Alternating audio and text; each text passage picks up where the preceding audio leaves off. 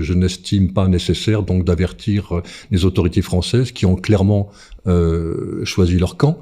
Elles soutiennent de manière de plus en plus visible et ostensible le régime de monsieur Zelensky. Elle fournit des armes à une armature politico-militaire qui comprend de nombreux nazis. Et donc, pour ma part, je n'estime pas nécessaire d'avertir les autorités françaises de mes déplacements dans ce pays, compte tenu du choix politique qu'elles ont fait, choix que j'estime extraordinairement préjudiciable aux intérêts de la France et des Français.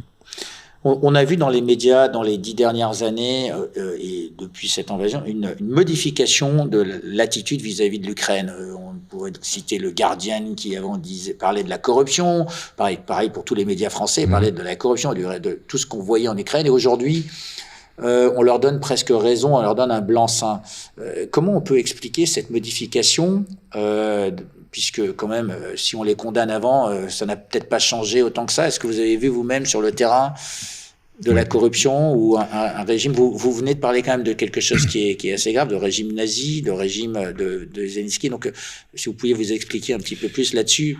Oui, alors donc le changement de discours, de narrative, comme on dit aujourd'hui, donc s'explique tout simplement parce que donc les hostilités étant clairement ouvertes, désormais il n'est plus nécessaire d'agiter les gros lots de l'antinazisme, y compris en Ukraine, mais que l'Ukraine étant désormais classée dans le pays qui est dans le bon camp, donc elle peut revendiquer n'importe quelle politique, elle aura toujours raison, et on tentera de la protéger et de la mettre en avant de manière positive. J'en veux pour exemple le célèbre régiment Azov, donc régiment aux revendications assez clairement néo-nazis qui sont manifestes depuis sa création, et dont l'équipe de communication probablement britannique a tenté de supprimer la rune d'inspiration nazie qui est le signe officiel de ce régiment. Ça s'est fait au mois d'avril, mai, donc lorsque justement les accusations de nazisme de la part du régime, enfin de la part contre le régime ukrainien se faisaient un peu trop sentir. Eh bien aujourd'hui le régiment Azov donc a purement et simplement supprimé le sigle nouveau que les Anglais avaient essayé de leur faire arborer, et ils ont repris donc leur rune de type national-socialiste sur leur blason. Donc c'est une réalité. Donc l'appareil politico-militaire ukrainien est tenu par une colonne vertébrale politique qui est celle donc de ces éléments d'extrême droite constitués d'anciens membres du parti Svoboda, de Pravi Sector, donc secteur droit, et que ces gens-là ont une idéologie clairement d'extrême droite, clairement extrême, et sont véritablement le fer de lance de l'appareil politique ukrainien. Ils contrôlent les médias, en tout cas une bonne partie des médias, ils contrôlent une bonne partie de l'armée, et sont dans l'appareil politique au plus haut niveau. Alors même si on ne les a pas trop mis en avant pour que ça n'apparaisse pas de manière trop évidente, il est certain que ces gens-là occupent une place éminente dans le gouvernement et l'administration de Kiev, et qu'ils ont une attitude clairement génocidaire à l'égard des populations russophones. Rappelez-vous donc qu'au mois d'avril dernier, un des responsables du secteur médical de l'armée ukrainienne, sur une télévision officielle ukrainienne, annonçait clairement que bien qu'il se déclare humaniste, il demandait que tous les prisonniers russes soient systématiquement, castrés. Il l'a dit ouvertement devant une télévision. Ça, c'est une réalité qui est aujourd'hui dans la société ukrainienne, et c'est contre cela que ces populations russophones donc veulent se battre et ne veulent surtout pas revenir dans ce régime, dans les griffes de ce régime qui est clairement un régime d'inspiration néo-nazie, même si M. Zelensky, comme on le sait, donc serait de confession juive. Donc vous dites qu'on pardonne un peu tout, donc les médias ont changé de point de vue sur l'Ukraine en regardant, on va dire, la corruption aujourd'hui, en omettant ces éléments.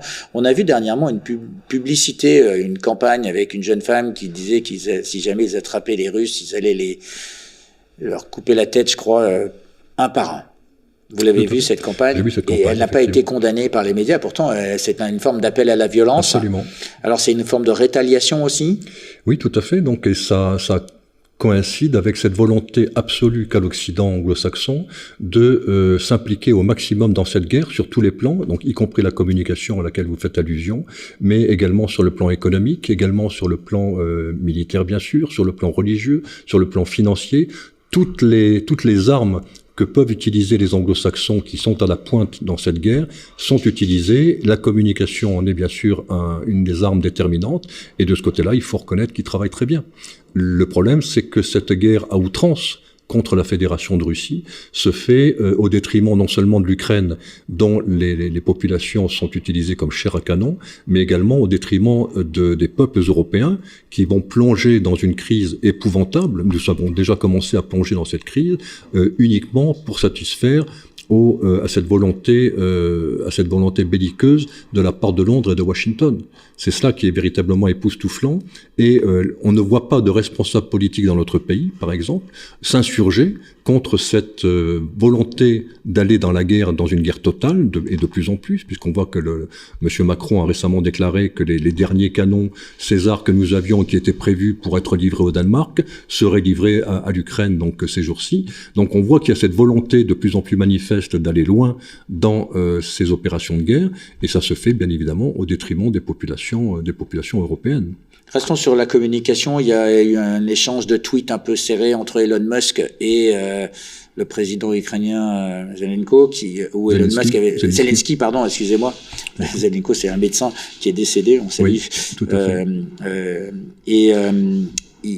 Où Elon Musk, on va dire, faisait une proposition. Donc, c'est l'homme le plus riche de la planète aujourd'hui qui vient de se payer Twitter. Normalement, ça a été accepté. Oui. Et donc, sur Twitter, on les voit s'échanger avec une proposition qui est immédiatement condamnée par Zelensky et qui avait reçu, je crois, pas loin de 2 millions de votes. On fait de la politique donc sur les réseaux sociaux avec quelques dizaines de caractères. Vous avez suivi un peu cet épisode? Oui, tout à fait. Donc, et on observe que le rôle de Monsieur Musk dans cette guerre est tout à fait évident.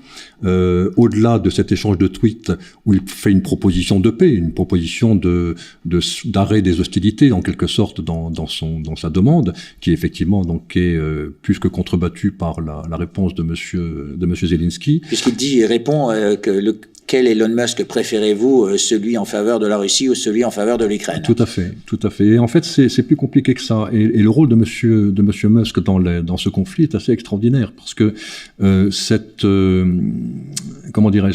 engagement d'Elon Musk dès le départ de la guerre, dès le premier jour de la guerre, où il offre, comme un magicien, il offre le ciel de ces satellites de communication Starlink à toute l'armée ukrainienne qui en était totalement dépourvue auparavant. Ce qui explique en grande partie les relatifs déboires de l'armée russe depuis le départ de cette opération, car l'armée ukrainienne a une vision absolument parfaite du champ de bataille en temps réel, j'allais dire quasiment jour et nuit. Donc on rappelle, le Starlink, c'est un ensemble de satellites qui a donné un avantage concurrentiel, on va dire, aux Ukrainiens, donc donné par Elon Musk. Absolument. Et qui 8 mois plus tard, fait une proposition de paix.